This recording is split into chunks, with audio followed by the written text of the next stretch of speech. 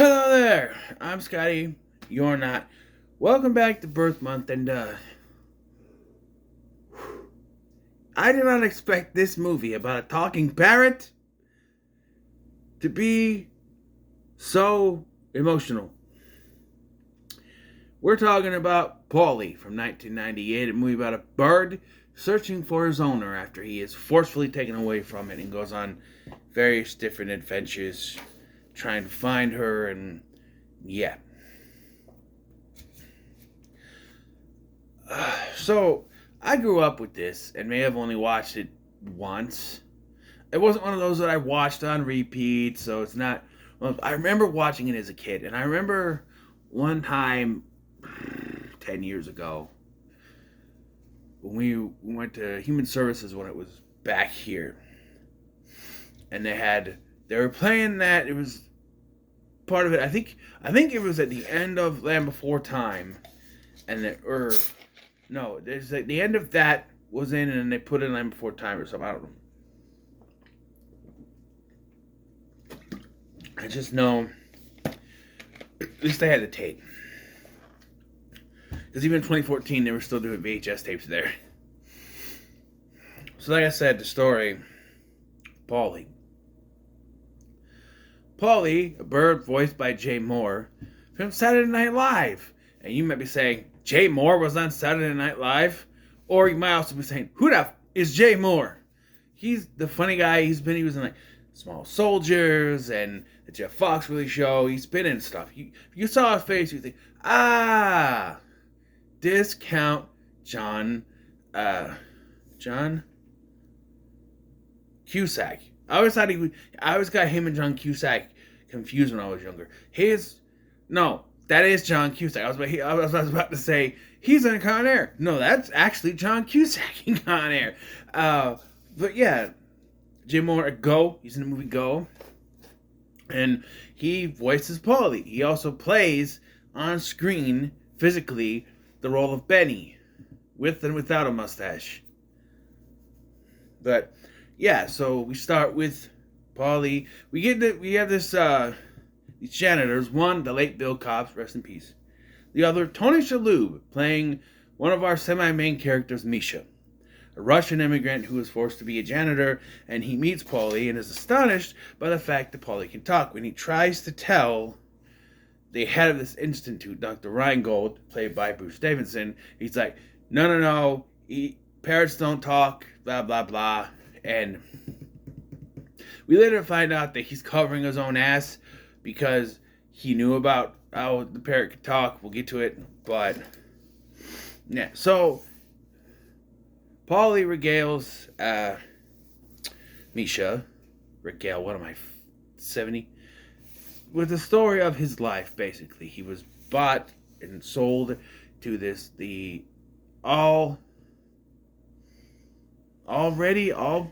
something family where they had a little girl named Marie, played by the Pepsi girl herself, Hallie Kate Eisenberg, sister of everyone's favorite Lex Luthor, Jesse Eisenberg. I mean, come on. Anyone? Jolly Rancher? Anyone? Should be offering Pepsi. His sister is a spokesgirl. Anyway, so she has a stutter, and as someone who has a minor stutter, I don't have like a big one. It's gotten better, but sometimes I have an issue with starting sentences. Luckily, it hasn't really happened to me on the channel. I think maybe once it happened once, but it hasn't really affected me here on the channel, thank God.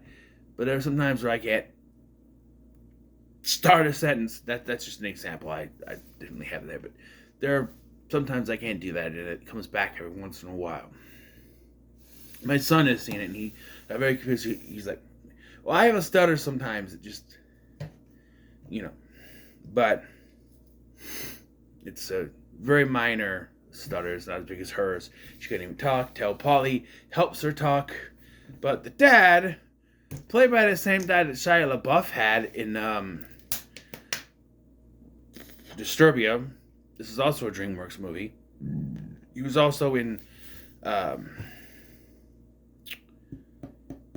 Timeline. Great flick. Timeline. But, yeah, he's the dad. He doesn't like this. And one day, she is trying to teach Paulie how to fly, and she falls off the roof and hurts herself. So Dad's like, that's it. I'm getting rid of the bird. And he's taken away, even though Marie doesn't want him to get taken away. And it looks like the mom doesn't want him to do it either, but they have no choice. And here's my question. He doesn't believe that the bird is talking. Can talk. Now, obviously, well, another thing about it. All he does is say Marie, Marie. Teaching a bird the name is easy, but he's passed through many people before he ends up in this pawn shop owned by Buddy Hackett, where he basically makes derogatory comment towards everyone. You know, says bad things to them and everything. And that's where we meet Benny for the first time, who sees the parrot and thinks, I can make money off of this. I want to buy the parrot. He's like, nah, you can't afford the parrot. What are you talking about? And then this old lady comes in, played by Gina Rowlands. She sees the parrot and decides she's going to try to reform the parrot to make him polite. And she ends up buying the parrot by trading in her easel. Right? She's an artist. And she decides she's going to help him find the Marie. So my problem with this movie is that they set up, they're going to help him find Marie. And then something happens that stops that. Either something happens that stops that, or they're lying. That whole situation. All so that we can reach the conclusion of this movie where it is. So that he can bring it back around to where he's telling the story. Because obviously he didn't find her. He never found her before. You know. So she says she's going to help, and they find the house, but it was sold. They moved. So now they sort of given up. And it turns out that the lady is going blind. And she was like, well, you can fly away. You can go anywhere you want. But he decides to stay until she passes. Then he leaves. He flies off. And because he's too nervous to fly. And then he finally gets to it. And he goes off. And that's where he meets Cheech Marine's Ignacio in East LA. Let me tell you again. Cheech Marine in East LA. Because I was born in East LA, man. I was born in East LA. That's another good one. Born in East LA. I just kind of went, wait a minute. He's like, oh, you're in East LA, man. I'm like, what? He's where? He's in East LA. Yeah. So he joins this band, this Mexican band, where he falls in love with this female parrot, who he teaches to talk, I guess, because she ends up talking. She's Spanish first, and she's fine. And then, English. And then Benny shows up with his girlfriend, and causes a police raid that gets Ignacio deported, supposedly. And he then kidnaps the bird, and kidnaps Paulie, and teaches him how to steal. And, he's stealing petty cash here and there. But the girlfriend's like, hey, I want a diamond, I want a stone, I want a jewel, So, he tries to steal from this old couple who has a grandson who catches him. And then Benny at first tries to go help him, but then just takes off. Yeah.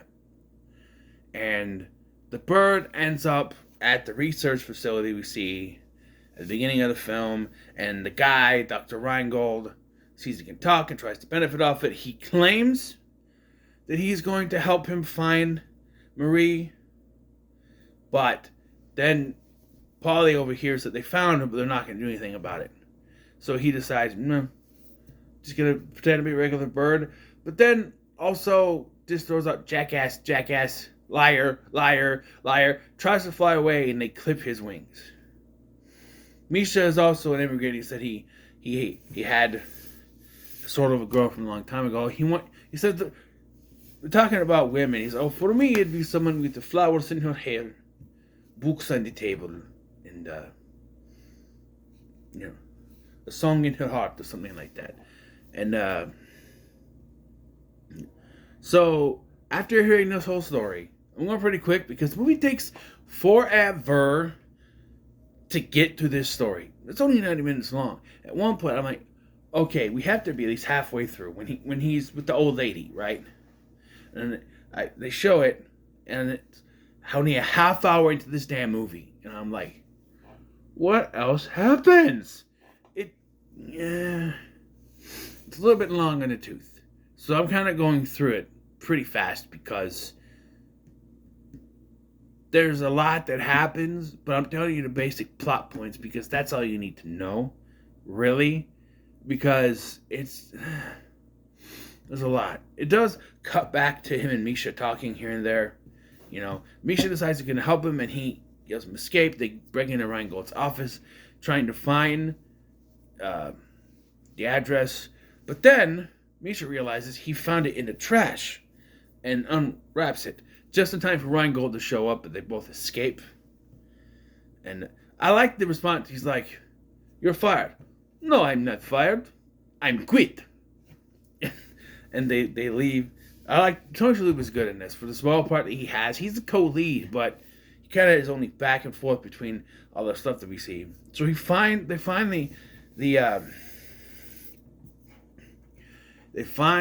the address, and as they walk up, I'm like, it's not going to be that simple. Something has happened. She's grown up now, or something. Because the way they talk about, I look at the way that they're styled in the opening part, and just everything that's happened, and how long he's been away. But like, again, how long is the lifespan of a bird, a parrot, a conure, as they call him? How long is their lifespan? Because this feels like 30 years have passed. Like it was the 1970s, and now it's not 30, 1960s, and now it's it was 1968, and now it's 1990. Yet like 30 years have passed. I don't know. But they walk up, they see this little girl, and he's like, "Marie!" And he flies up, and he's like, "That's not her. That's not her." And she runs away, and she's like, "No, wait. Did you know?" He's like, "No, that's not her." And then they're like, "Oh, we got the wrong house. Maybe it's the wrong house. It's always the wrong house." And then she comes out, and she's grown up. It's Trini Alvarado from The Frighteners. I was like, I know her from somewhere. She's like, "Paulie?" "Huh? It's me, Marie." No, it's not her. It's not her. Then she sings the song her mother used to sing to her. And I convince them that it is her. And they fly up, and now I'm crying, and Misha's all happy. And he's like, "Oh, you were flying, Paulie." "What? You were flying." He's right, you were flying. But his wings were clipped. Maybe they healed up. Because after he tried to fly away, they clipped his wings. So he couldn't. But it healed, I guess. But yeah, and it's a happy ending. Oh, he's like, "I'll go now." No. Why don't you stay? Hey, she's got flowers in her hair. And I went, oh. Maybe she's got books on the table, too. I'm like, you're setting him up. Oh. Okay. You already know she has a song in her heart, so. Yeah, this movie, I want to say shocked me. It amazed me. It blew me away a little bit, where it's like, I was expecting a fun little kids movie with a talking parrot. And this story, it reminds me of, in a more positive way, Bicentennial Man. Robin Williams movie from 1999, where he was a robot that has like human emotions or some shit, and he falls in love with the grown-up version of the person he took care of. But then he's like with daughter, granddaughter, and he keeps trying to be more and more human or something, and trying to, I don't know. That movie, that's one of the Robin Williams movies that I watched growing up I didn't like. That and Toys. I never cared for either of those. But those are the only two growing up that I was like, eh. It's almost 8 o'clock on a Sunday. What the hell are you in the hallway for?